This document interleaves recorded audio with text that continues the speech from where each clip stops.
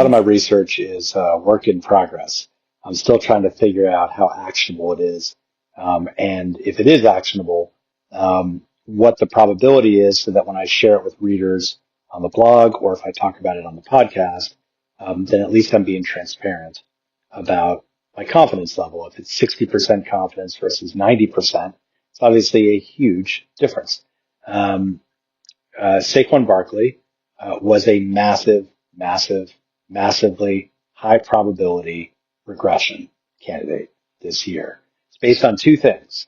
And it could be based on a lot of things, but these are two things where I have the research, and so this is what I recommended. One of them was snap counts. And I did a report last summer for subscribers on the impact of high snap counts for running backs the following season, what that did to their fantasy production. This year I did it again, and Saquon Barkley was at the top of the list. He had 1,020 offensive snaps last year. That includes the postseason. He had the misfortune of advancing and winning the Super Bowl, which meant he played a lot more games. He had a lot more offensive snaps. And that, based on age and snaps, is a major yellow flag, and in his case, a red flag.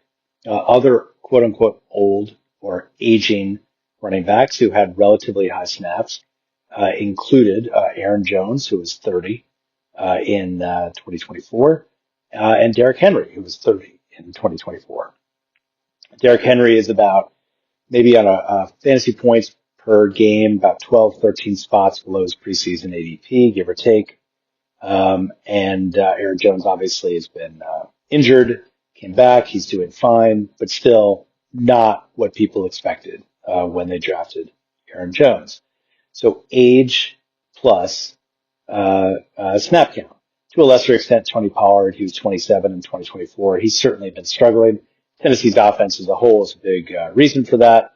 And then down the list, the other 27-plus-year-olds with relatively high snap counts were Joe Mixon, who at the time was still considered to be a strong candidate to return at some point this season, Alvin Kamara, and James Conner.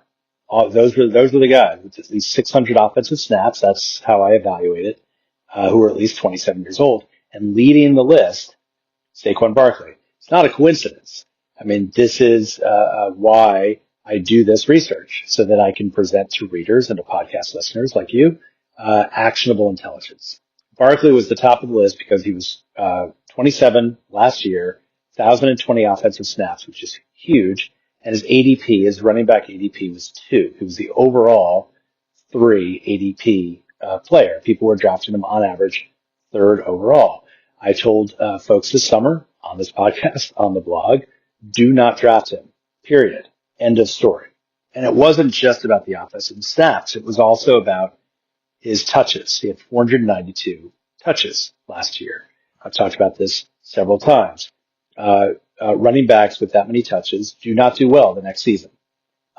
He would have to defy all logic, history, everything to be a great running back this year. It wasn't going to happen. If it was going to happen, then he would be basically in a class on his own, at least for the last 20 years of running backs, and in general, in a class spot on its own. Because when you're approaching 500 touches, that is the territory where you just say, forget it. I'm out. I don't care what his ADP is. I'm out. He had 482 touches. I want to be very clear on that, not 492. The average regression rate for running backs who have 400 plus touches for the first time in their career, the average regression rate the following year in terms of fantasy production is 24%. So for every running back in NFL history who's had at least 400 touches, for the first time they do it, because some have done it multiple times, the first time they do it that next season, 24% regression. Currently, through last night's game, Saquon Barkley is on pace to regress 33%.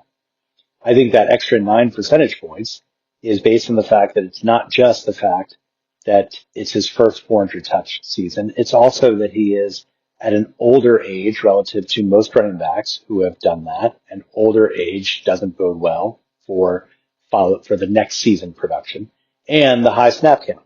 It all fits together, which is why I had Saquon Barkley ranked right around, I think it was the overall 17th or 18th pick. Basically, what I told subscribers was, do not draft him. He's an early first round pick. Don't draft him. Don't draft him early in the second. Just let him walk. Let someone else deal with him. And it's not that Saquon Barkley is bad. He's on pace actually for about 330 touches, which means if the Eagles make the playoffs and make another Super Bowl run, he'll be up over 400 touches again, in which case next year could be an utter disaster. The volume is what's keeping him afloat. The volume is what's keeping him in the top 20. It's not that he is on its face, a great fantasy running back. And in fact, the Eagles might do well to, pull back the reins a little bit. I know they can't afford to, and it would be a PR nightmare to do it, but they have other running backs. I mean, they signed A.J. Dillon. They've traded for Tank Bigsby. They have the ability to throw someone else in there for 8-10 touches just to see if it provides some kind of spark, some kind of change. I mean, the Lions would have, maybe could have beaten the Packers. And if it had happened, it was because Montgomery looked a little more spry than usual. And Jahmyr Gibbs, coming off a 26-touch Sunday performance, looked a little less spry than usually. Had a couple big runs and otherwise was just stopped, essentially. So this happens where teams go to a 1B, and they can't do that because they've signed Barkley to be their guy, their bell cow. He helped them win a Super Bowl title last year, and they're going to keep trotting him out there, even though he's averaging 3.7 yards a carry. And he's hurting fantasy managers because you have to start him. And at the same time, a lot of people have regretted starting him this season a number of times. So what does this tell us going into next year? I encourage you, and believe me when I say this, if other folks are doing this same research, don't listen to me, don't follow my blog, go there. My point is no one else had done this research. And so when I started doing it a few years ago, Christian McCaffrey was the first warning sign that I came up with based on his high usage. And that kind of put this research on the map within this fantasy football for winners community. And then since then, Derrick Henry and others, we see this constant, it's an injury or it's a regression or it's both. Saquon Barkley was a bright red flag. It was so clear. It was so obvious.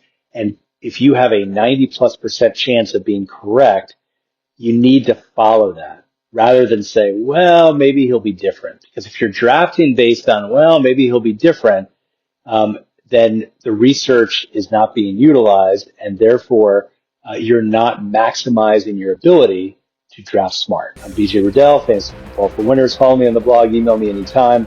As you can tell, I'm pretty fired up about this. We'll see you tomorrow.